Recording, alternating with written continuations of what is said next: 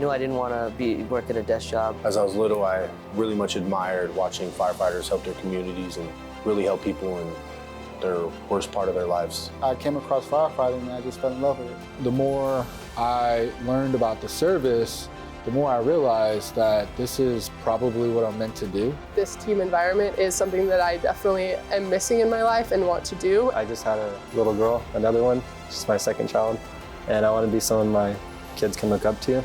I thought it was a selfless job that did not serve yourself. It was for serving the public and serving others. Seeing so many other female firefighters just really inspired me, like, oh, like I can also do this if I work hard and put my mind to it. I feel like the fire service allows me to push myself to limits that I've never, reached. In every aspect, it challenges me to be a better person, be able to provide a good service to my community, put back, and just kind of help others around me. I just want to become something that's greater than myself. For my community, because that means I can help my community and push my community forward as much as possible. People got given back to me and helped me, and so this is the only way I know how.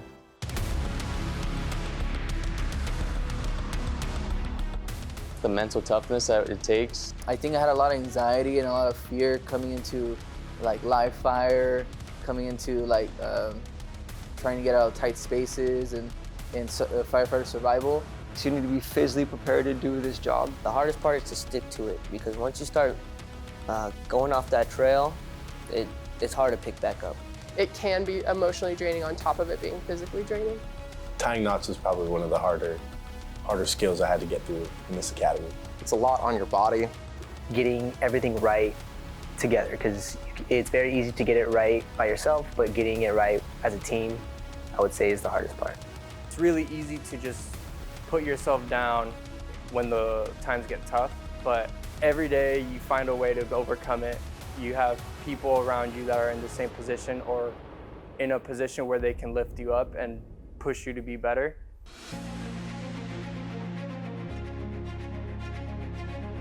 Without my classmates, I don't believe I would have gotten this far.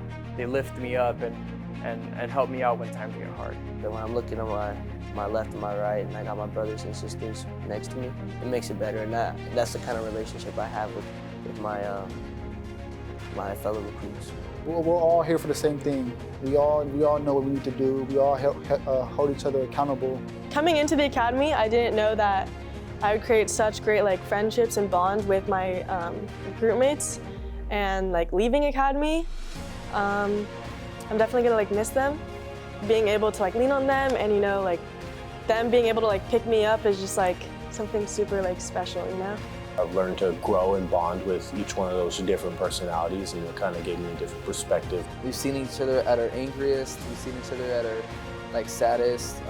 I wouldn't want to do it with anybody else. Our leads really put up with a lot, because when we mess up, they get talked to first, so they really put in a lot of work for us, and I give them a lot of praise, because it's not an easy job. You get to know these people throughout the year, through the ins and outs. You see their silliness, their goofiness, you see their seriousness, flaws and impurities, everything comes to light. But with that though, it is a beautiful thing at the same time, because these are your brothers and sisters that are here with you.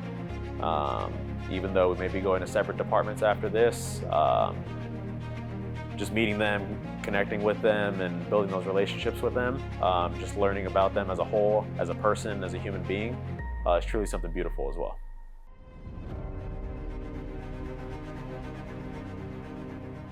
I believe that Southwestern College has some of the best instructors. I think that we have some true legends like Chief Clay, Chief Hutchinson, Captain Peters with being in Fed Fire.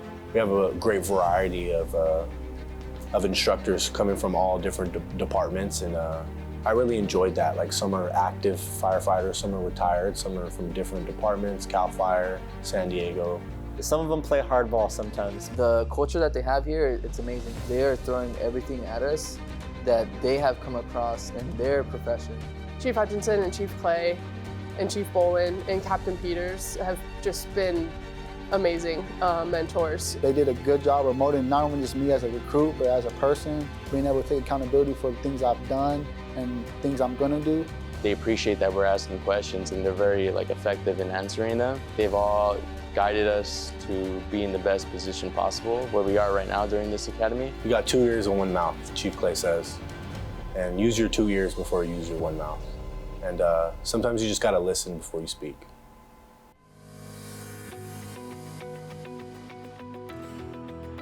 They're saying there's no greater honor than to, no greater way than to honor the ones that came before us than to leave this service better than we found it, right? So if that means I give 1,000% every day and I have the best attitude and I treat people with respect and the utmost care, and just to understand that you have to have a passion. It's more than just you just come and just go to school. It's not just a school, it's a lifestyle. This last year or so has pretty much been the best ride of my life.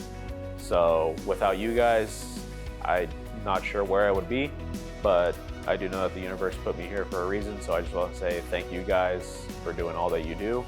And for my academy mates, thank you guys for being there, whether it's through laughs, through seriousness, whatever's going on. I just want to say thank you guys for being there as human beings.